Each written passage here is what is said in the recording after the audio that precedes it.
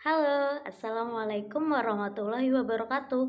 Perkenalkan, nama saya Trihandayani. Saya dari KBS Biduk Saluan Melati Putih, Kecamatan Semendawai Suku 3, Kabupaten Oku Timur, Provinsi Sumatera Selatan. Saya di sini akan menjelaskan tentang perkembangan anak usia dini. Tujuan kita mempelajari perkembangan anak usia dini yang pertama yaitu kita dapat mengetahui tentang konsep pertumbuhan dan perkembangan. Yang kedua, kita mengetahui tahapan perkembangan. Yang ketiga, kita bisa mengetahui tentang lingkup perkembangan. Yang keempat, kita bisa mengetahui stimulasi pertumbuhan dan perkembangan. Serta yang terakhir tentang 1000 HPK. Anak usia dini atau AUD terjadi pada masa Golden Age atau masa keemasan yang terjadi pada usia 0 sampai 6 tahun dan memiliki tumbuh kembang yang optimal. Sedangkan faktanya 42,1% bayi belum memenuhi imunisasi yang lengkap dan 45,4% tidak dipantau perkembangannya. Lalu 53,4% makanan yang mereka makan tidak beragam, serta 11% balita mengalami diare. Sekarang kita belajar tentang apa itu tumbuh dan apa itu kembang. Pertumbuhan adalah perubahan dalam jumlah ukuran tubuh atau fisik yang dapat diukur seperti berat badan, tinggi badan, pengukuran lingkar kepala, pengukuran lingkar lengan. Sedangkan perkembangan adalah bertambahnya kemampuan atau keterampilan dalam struktur dan fungsi tubuh yang lebih kompleks, memiliki pola yang teratur dan dapat diramalkan, seperti kemampuan gerak, intelektual, sosial, dan emosional. Yang pertama, pertumbuhan. Pertumbuhan adalah proses pertambahan ukuran yang memiliki sifat kuantitatif seperti bertambahnya tinggi badan, penggantian gigi susu menjadi gigi dewasa, dan bertambahnya diameter lingkar kepala, serta sebagainya. Sedangkan perkembangan yaitu proses perubahan fungsi bersifat kuantitatif dan kualitatif. Contohnya berbicara, bertambahnya kosakata atau kuantitas, dan pengucapan kosakata baru semakin jelas atau kualitas. Kalau untuk gerak, biasanya anak bisa langsung tengkurap, merangkak, duduk, berdiri, berjalan, serta berlari.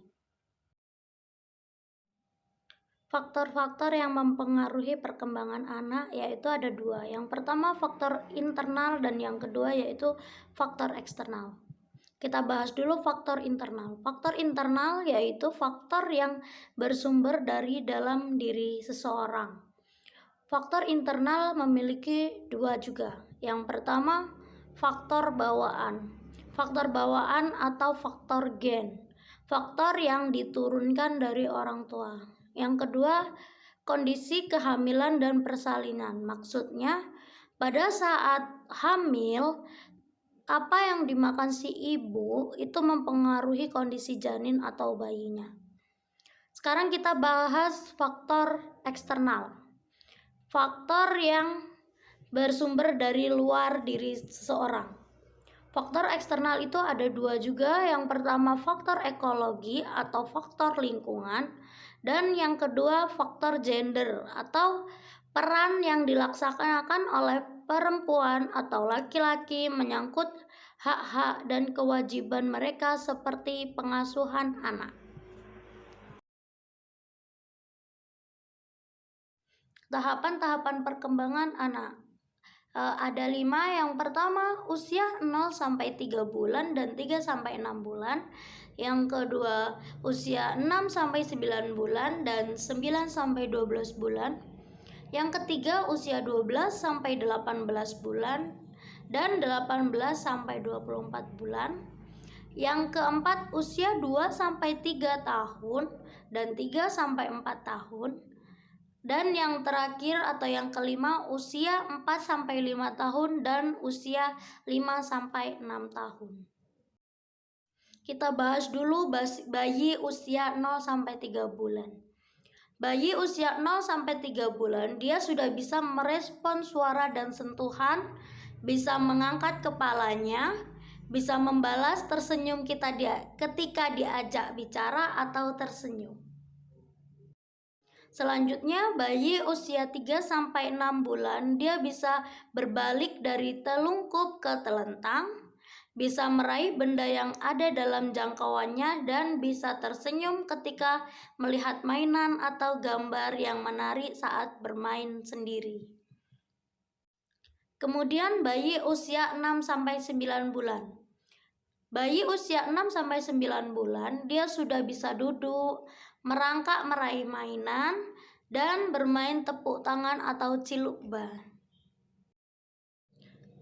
Bayi usia 9 sampai 12 bulan, dia dapat berjalan dengan dituntun, dia bisa mengulurkan lengan atau badan untuk meraih mainan yang diinginkan dan bisa memasukkan benda ke mulutnya. Selanjutnya, anak usia 12 sampai 18 bulan. Anak usia 12 sampai 18 bulan, dia sudah bisa berdiri sendiri tanpa berpegangan.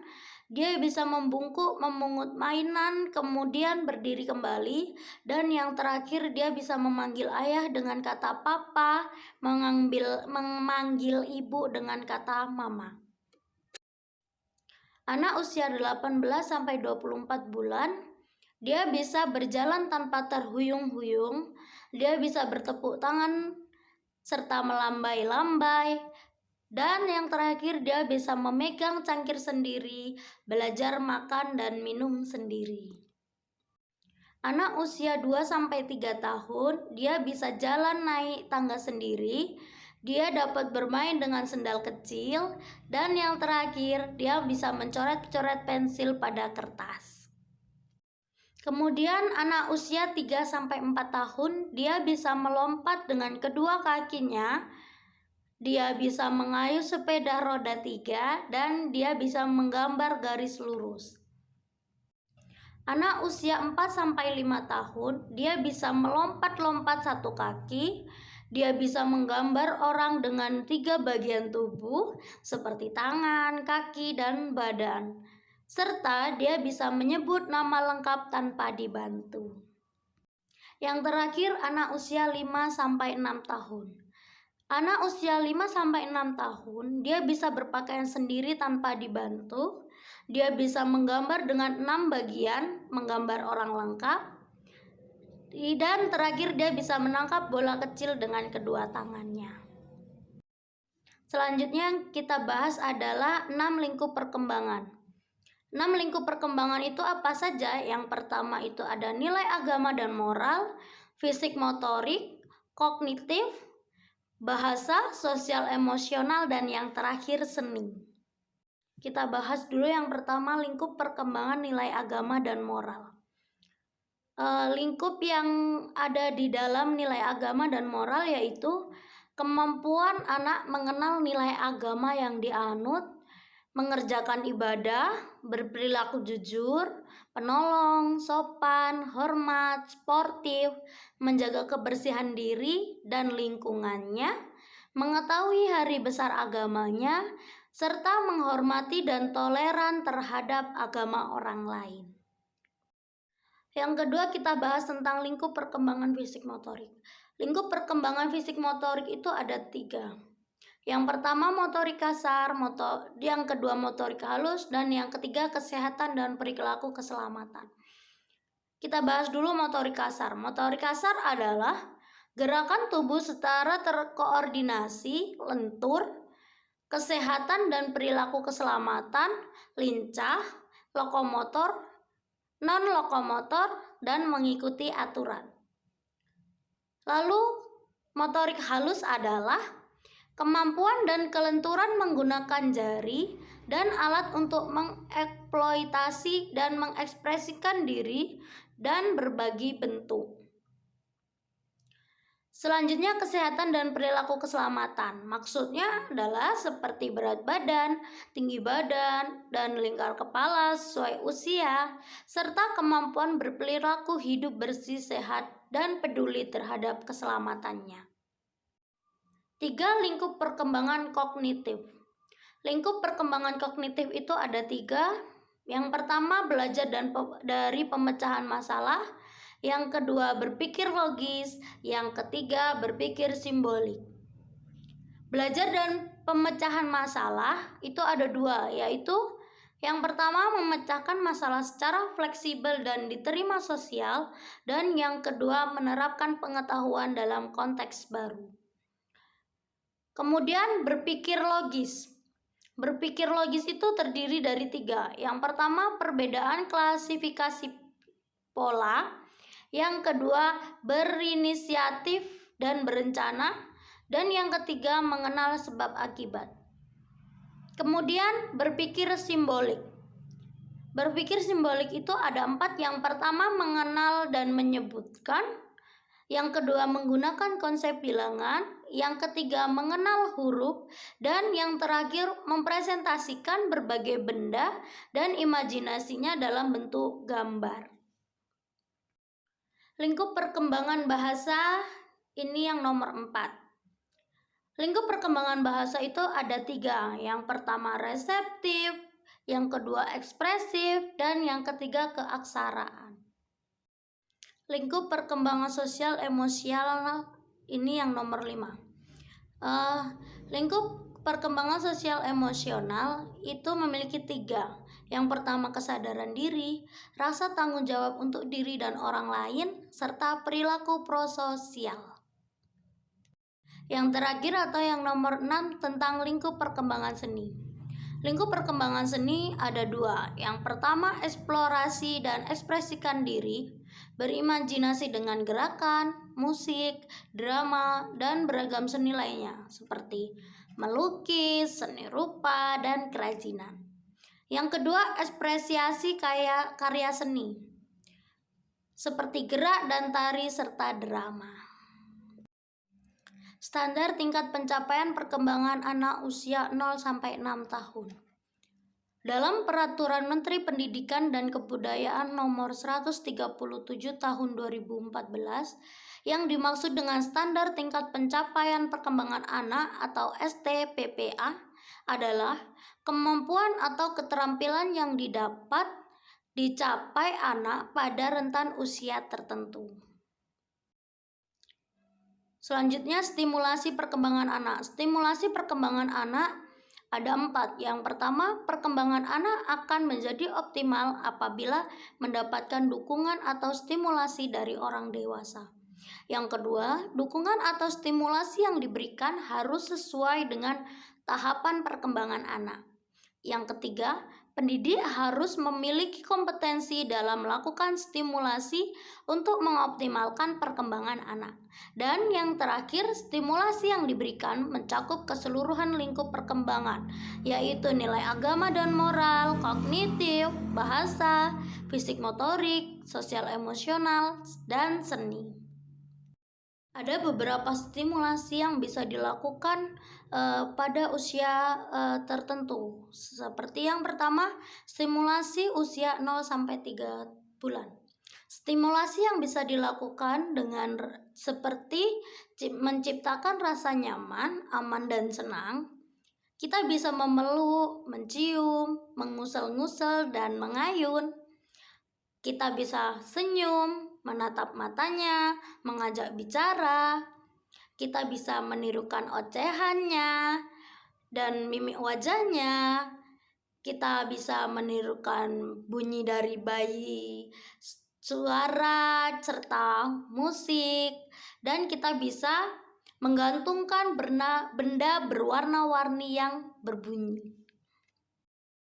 Lalu stimulasi untuk usia 3-6 bulan, kita bisa melakukan gulingkan kanan dan kiri, tengkurap dan telentang.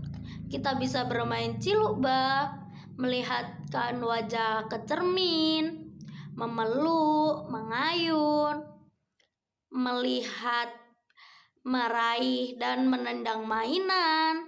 Kita bisa mengamati benda kecil, benda bergerak, serta memegang dengan dua tangan dan berguling-guling dan duduk. Kemudian stimulasi usia 6-9 bulan. Kita bisa melakukan cilukbah, kemudian mengajaknya melihat bercermin, tunjukkan dan sebutkan nama gambarnya, membacakan dongeng, menstimulasi dengan memegangkan mainan dengan kedua tangan, sembunyikan dan mencari mainan, serta mencoret-coret, memukul-mukul. Kemudian melatih anak duduk, merangkak, serta berdiri dengan berpegangan.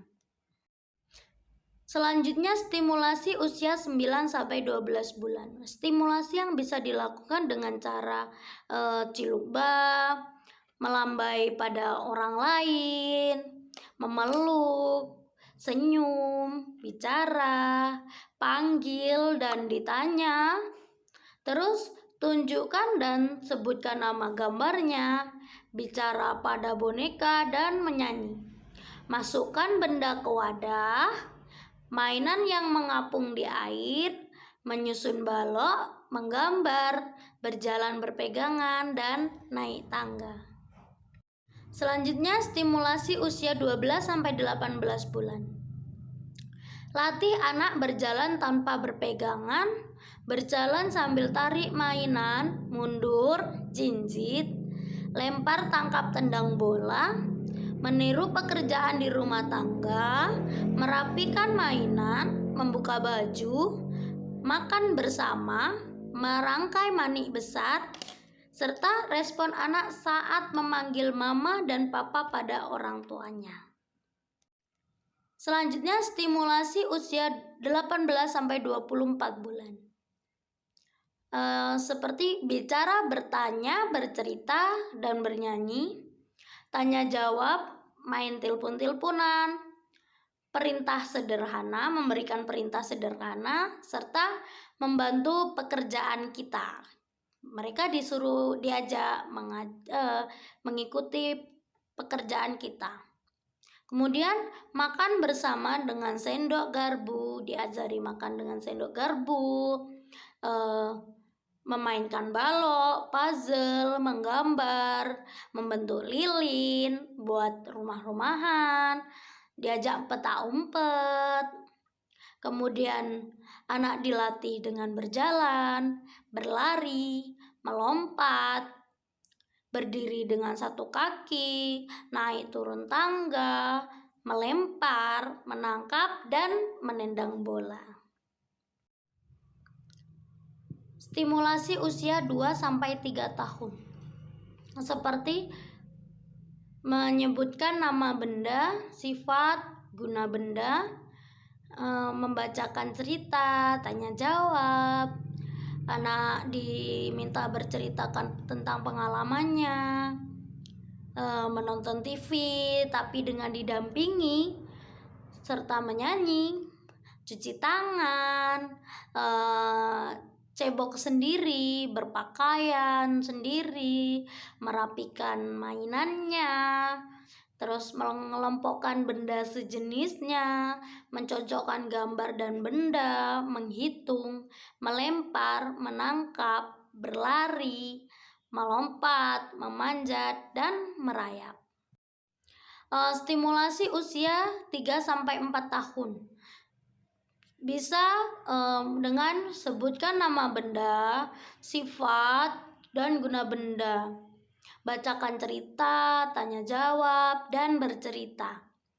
Menonton TV, menyanyi, cuci tangan, berpakaian, merapikan mainan, makan dengan sendok garpu, bermain masak-masakan, menggunting, menempel, menjahit, bermain puzzle, balok, kemudian menggambar, mewarnai, menulis, terus mengelompokkan benda sejenis, mencocokkan gambar dan benda, menghitung, mengenal angka, mengenal huruf, terus melempar, menangkap, berlari, melompat, memanjat, merayap, main dengan sepeda roda 3, main lalu lintas, ular tangga dengan teman-temannya.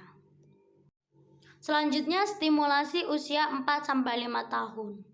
Anak bisa membacakan buku, tanya jawab, bercerita, menonton TV dengan didampingi, menyanyi, cuci tangan, berpakaian, merapikan mainan, makan dengan sendok garpu, masak-masakan, menggunting, menempel, menjahit, bermain puzzle, balok, menggambar, mewarnai, menulis, mengelompokkan dan mencocokkan benda, mengingat dan menghafal dan mengerti peraturan, membandingkan besar kecil, banyak dan sedikitnya, menghitung konsep 1,5, mengenal angka, huruf, simbol, dan musim, melempar, menangkap, berlari, dan melompat. Yang terakhir memanjat, merayap, mengendarai sepeda roda 3 dan menggunakan ayunan. Yang terakhir stimulasi usia 5-6 tahun.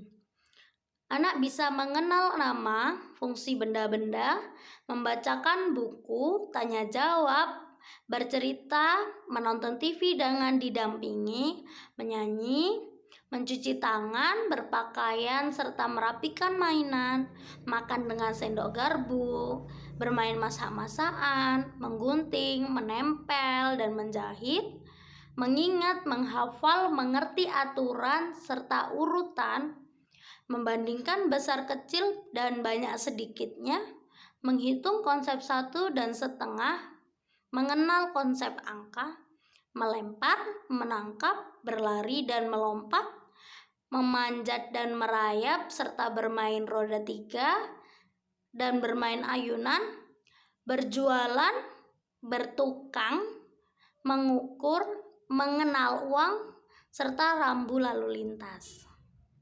Yang terakhir kita bahas tentang 1000 hari pertama kehidupan atau 1000 HPK. 1000 hari pertama kehidupan adalah masa yang sangat penting dalam pertumbuhan anak.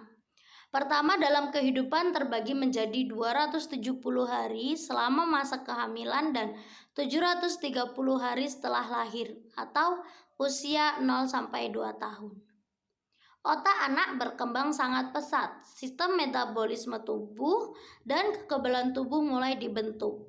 Serta pada 1000 hari pertama kehidupan, periode kritis tumbuh kembang anak yang akan mempengaruhi kualitas kesehatan seumur hidupnya. 1000 HPK itu terjadi pada 9 bulan dalam kandungan. Misalnya 9 kali 30 hari yaitu 270 hari. Sedangkan tahun pertama kelahiran yaitu 365 hari. Dan tahun kedua kelahiran 365 hari. Jadi kalau di total 1000 hari awal kehidupan. Jadi selesai 1000 awal kehidupan itu pada usia 2 tahun atau masuk ke usia 3 tahun. Fase 1000 hari pertama kehidupan pada periode kehamilan. Yang pertama fase germinal atau zigot. Terjadi pada 10-14 hari setelah pembuahan. Yang kedua fase embrional terjadi pada 2-8 minggu setelah pembuahan. Dan yang terakhir fase fetus atau janin berlangsung selama 30 minggu, yaitu trimester pertama, trimester kedua, dan trimester ketiga. Periode setelah kelahiran. Ada 2 masa neonatal dan masa bayi. Masa neonatal terjadi pada 0-30 hari. Bayi masih mengalami adaptasi terhadap lingkungan dan mulai berfungsi organ tubuhnya. Kemudian masa bayi terjadi pada usia 1-24 bulan. Bayi dini dibagi menjadi 2 yaitu bayi dini dan bayi lanjut. Bayi dini maksudnya pematangan organ dan meningkatnya fungsi sistem saraf. Serta bayi lanjut maksudnya kemampuan pada perkembangan motoriknya. Pemenuhan nutrisi pada 1000 hari pertama kehidupan ada 3, yaitu pola pemberian makan, pemberian ASI eksklusif, dan pemberian MPASI di usia 6 bulan. Perkembangan otak pada 1000 hari pertama kehidupan. Bayi lahir dengan 25% otak orang dewasa, sampai dengan 2 tahun mencapai 70-80%. Sinapsis perkembangan seiring dengan penambahan usia perkembangan 80% pada 1000 HPK. Serta perlu diintervensi pola asuh dari orang tua dan pemenuhan nutrisi. Selanjutnya dampak pengabaian 1000 HPK atau hari pertama kehidupan. Yang pertama, otak tidak berkembang secara maksimal sehingga kemampuan kognitifnya kurang optimal. Yang kedua, pertumbuhan fisik tidak optimal sehingga tubuh anak tidak tumbuh secara optimal pula. Dan yang ketiga, tidak optimalnya perkembangan organ metabolisme yang beresiko mudah terkena penyakit. Selanjutnya kita bahas tentang stunting. Stunting adalah kondisi gagal tumbuh pada anak balita akibat dari kekurangan gizi kronis sehingga anak terlalu pendek untuk usianya. Merupakan konsekuensi dari beberapa faktor yang sering dikaitkan dengan kemiskinan termasuk gizi, kesehatan, sanitasi, dan lingkungan. Faktor utama penyebab stunting yaitu ada kemiskinan, sosial dan budaya, peningkatan paparan terhadap penyakit infeksi, kerawanan pangan, serta akses terhadap pelayanan kesehatan. Selanjutnya, perkembangan anak yang mengalami stunting. Kategori stunting dalam rumus WHO dengan klasifikasi yang pertama, pendek dengan Z-score 3,0 sampai dengan kurang dari 2,0. Yang kedua sangat pendek dengan Z-score 3,0 dan yang terakhir normal dengan Z-score 2,0 sampai dengan 2,0 SD dan tinggi dengan Z-score lebih dari 2 SD. Selanjutnya yang disebut dengan stunting ialah gabungan sangat pendek dan pendek dengan Z-score kurang dari 2,0 SD. Ada 5 perkembangan anak yang mengalami stunting. Yang pertama, buruknya kemampuan kognitif, kesulitan belajar, terhambatnya perkembangan mental, serta rendahnya produktivitas, dan yang terakhir rentan mengalami penyakit. Selanjutnya, pertumbuhan anak yang mengalami stunting. Pertumbuhan anak yang mengalami stunting ada 5. Yang pertama, gangguan perkembangan fisik. Yang kedua, memiliki rata-rata skor IQ lebih rendah dari 11 poin dibanding dengan anak normal. Yang ketiga, terhambatnya pertumbuhan otot. Yang keempat, mengalami gangguan hormonal. Dan yang terakhir, beresiko mengalami diabetes di masa dewasa. Setiap anak memiliki potensi masing-masing. Dukung dan tumbuh kembang anak secara optimal. 1000 HPK merupakan salah satu pilar utama mendukung tumbuh kembang anak. Terima kasih, inilah yang bisa saya sampaikan. Semoga kita bisa berjumpa lagi. Saya akhiri, wassalamualaikum warahmatullahi wabarakatuh. Bye-bye.